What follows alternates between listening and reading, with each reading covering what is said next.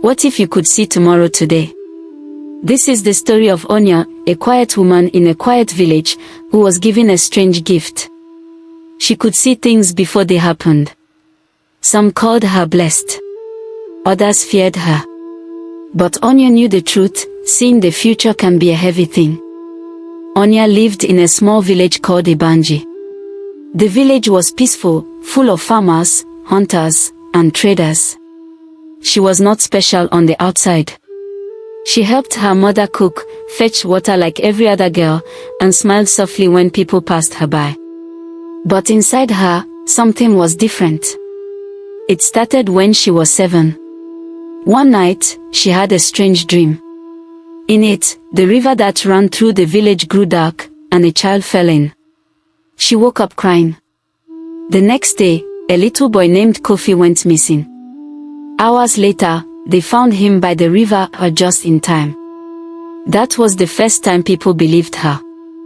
As she grew older, the dreams came more often. They weren't always big or dramatic. Sometimes, they were small things.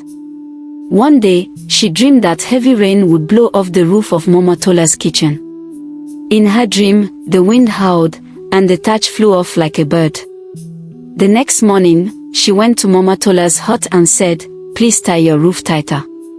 I saw it fly off. Momotola laughed. "Anya, the sky is clear."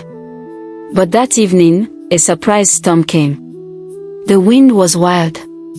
Most roofs stayed in place, but Momotola's blew off completely. After that, people began to visit Anya for help. Some were scared. Some were curious. Many were grateful.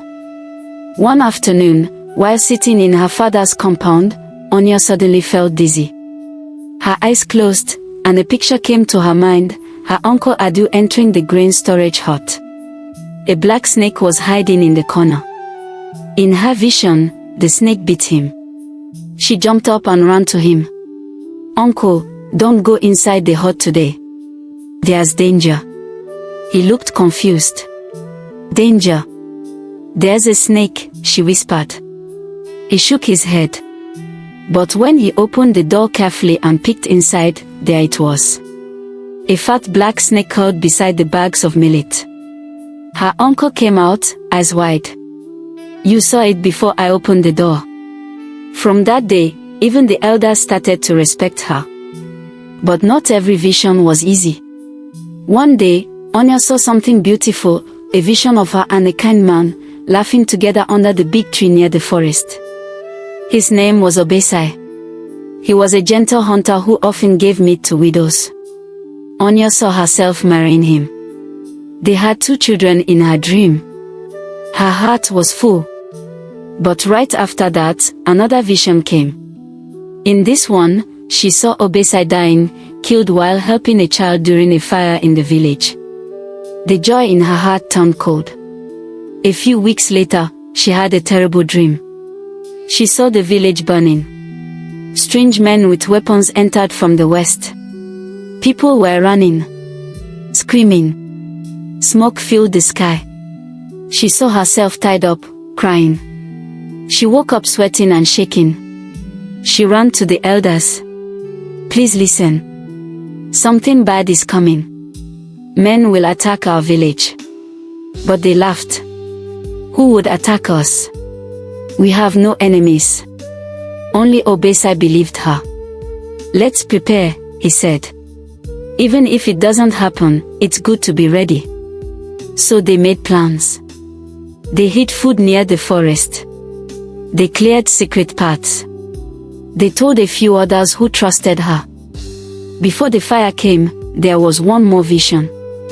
Anya saw a pregnant woman, Abiba, trying to give birth alone during the night. In her dream, the baby came early, and there was no one to help. The child didn't survive. Anya went to her. "Please don't sleep alone. I saw something in my dream. Let someone stay with you every night." Abiba agreed. 3 nights later, her pains came early. It was a hard birth. But because her sister was nearby, they got help in time. The baby, a boy, was born healthy.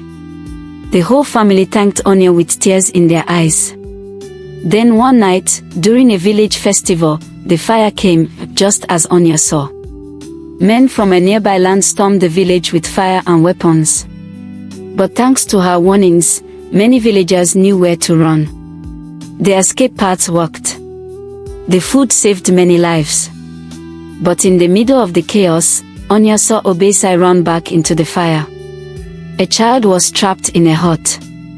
It was the same as the vision. Her heart screamed. She ran after him. She grabbed the child and pushed Obesai away just as a spear flew toward him. It hit her in the arm instead. The pain was sharp, but she was alive. And so was Obesai. Together, they escaped into the forest with the others.